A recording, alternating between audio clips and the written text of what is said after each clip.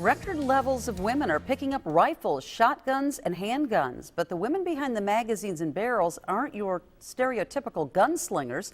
NewsCenter 16's TRICIA HARTE joins us with the first of a three-part series on why more women are exercising their Second Amendment right. Thanks, Mo. And you know, the best way to learn about who's using guns and why is to go exactly where the gun owners go, the firing range. And as we found out, to keep up with the growing base of female clients, ranges and gun stores are doing all they can to compete for a piece of that female attention. Monday night on the range has turned into ladies' night. Moms, doctors, and teachers all ready and willing to pack heat for a little protection. What we're seeing is that women are starting to take responsibility for their own safety. They're finding out that their husbands are not always around to protect them, to carry the firearm, and they really want to take care of themselves. So they're getting into shooting, into buying firearms, and really taking a step forward. Female gun ownership has grown more than 77% in less than a decade. Explosive growth nationwide that can be felt locally. We've seen drastically over the years women increasing, the market share for women just going up and up and up every year.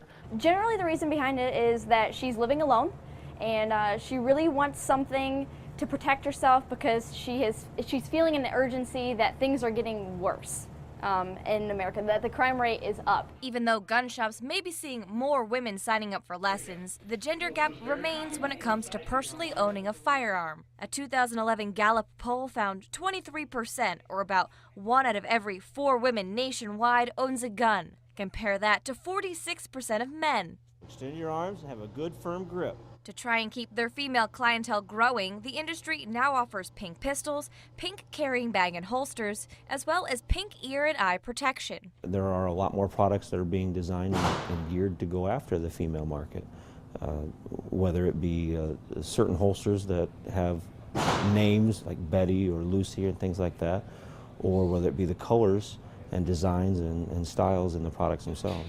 They are marketing after the female market. Over at Midwest Gun and Range in Elkhart, Rocco Rigsby deals with a lot of women looking to buy their first firearm. What are you wanting to do with the firearm? Rigsby took me through the same handgun introduction that any first-timer gets, letting me try out different sizes and weights and figuring out which gun fit. How does that feel? Because with guns, women are learning one size does not fit all. The revolver is the one that I like the best. For some people, finding the right gun is personal preference. This one slides back and hits you in the thumb and hurts. This one didn't jerk up as much.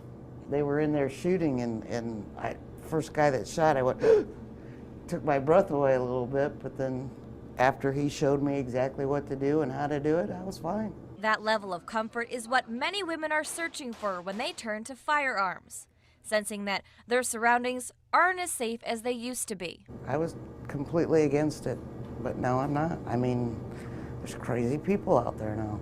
My neighborhood I lived in, the people are changing, and I don't know what they're like. Now, Mo, as you can tell, some of these women you would never expect to be armed, but both Indiana and Michigan are concealed carry states, which means women are packing firearms in their purses, in holsters, or in ankle straps, all to get that full-time protection that they're really craving right now. Okay, but Trish, we all know there's a difference between how to shoot and being able to defend yourself. Oh, exactly. There definitely is, which is why you have a lot more emphasis around all-over defense in these classes, not just about hitting a target at the shooting range. Now, tomorrow, just before 6, I'll show you a woman who was faced with one of these worst-case scenario situations and was actually ready and able to use her gun to save her life. Okay, looking forward to seeing that report. Thanks a lot. Yep. Well, coming up, the stigma around gun ownership is diminishing as an increasing number of women from all socioeconomic backgrounds own firearms. NewsCenter 16's TRICIA HARTE joins us live in the studio with a look at who may be armed in your neighborhood. Thanks, Mo. If you take a look at what local firing ranges offer, it's not just target shooting. There's a growing category of self-defense and defensive handgun classes being offered as well. And as I found out, women want to know how to handle a gun in a crisis situation, whether they're a young woman living alone, a mother with children, or even a grandmother. Take a look. Hi, how we doing? The face of gun ownership is changing. Wow, well that's good. Are you gonna... Sharon Walbert is not your typical gun salesperson, but after retiring as a hairdresser, she decided to take her fear of guns and look it straight down the barrel. Before I had my hands on the hair and that, but now I have my hands on my weapon. Since 2008, Sharon has worked at Midwest Gun Exchange on Grape Road. And over the past 5 years, she's seen it all. Every one of them want to know about, guns and how to carry a gun and how to buy a gun and, what do I need to help me use this gun. According to a 2011 survey by the National Shooting Sports Foundation, women are buying all types of guns. About half of all firearms sold are handguns, followed in popularity by rifles, shotguns, then muzzle loaders. But owning a firearm for personal protection doesn't do you any good without the proper training. I had a lady walk in here who was, she was mugged at one time. The woman she's talking about is Sandra Hochstedler. It isn't the nature of a woman to want to take a life. We make life. But when faced with an intruder back in 2009, she didn't hesitate to take out her gun and hold her assailant at gunpoint until police arrived. I told him to stay down. He acted like he wanted to get himself to the feet. I says, if you get up, I'll kill you. Everybody asks me, why didn't you shoot him? You can't just shoot somebody that's doing what you're saying to do. 5 years later, she advocates for preparedness, just in case. It has changed me in the way that I really didn't want to be changed. I fully believe that if I wouldn't have had my gun, I'd probably be a statistic. Sandra's encounter represents exactly what many women fear could happen to them. If somebody walked into my home and I forewarned that person that I have a gun and they kept coming, then to me that is when it's time to take action.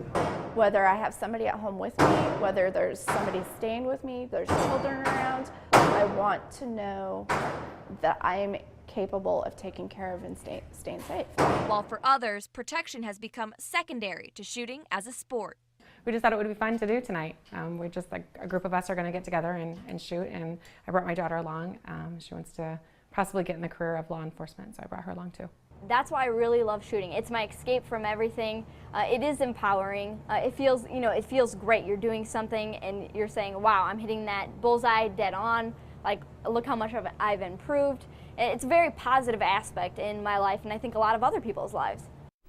Now, several researchers have tried to pinpoint the frequency of defensive handgun use in America, but there's no one clear answer. The surveys range from estimates of about 100,000 to about more than 1 million or 2 million even. But remember, each of these surveys looks at different types of crimes and different variables, so that accounts for the numbers gap there. Okay, but regardless of the numbers, people are still using weapons for self-defense. This is true, and Sandra is a perfect example of someone who knew how to use her handgun and took the proper self-defense steps. But not all gun owners are interested in defense necessarily, not as their primary motivator. A lot of times, tomorrow just before 6, I'll tell you about some women who have taken personal firearms a step further, if you will, as a hobby and a source of recreation as well. Okay, thanks a lot for your report and looking forward to tomorrow night. Thanks. Armed and Deadly or Armed and Fabulous? In the final segment of a 3-part series, News Center 16's TRICIA Hart found out why women who initially turned to guns for protection are turning their time at the range into recreation. TRICIA? Well, Mo, when women go to firing ranges, they have options that they didn't have before. Now take a look at these targets now available. This one, instead of being black or gray, is pink. Well, the second target I have here, it's designed to look like a potential attacker. And the point of adding these elements isn't just to make firing any less serious. Instead, it's to engage people, especially women, and not just self-defense, but marksmanship as well. Take a look. This was my first gun. It started with a single one-on-one lesson. I shot some guns, and then I came back the next day and I bought one and just loved it. It's since turned into a full-blown hobby for this mother of 4, Katie Schaefer. This one I just love.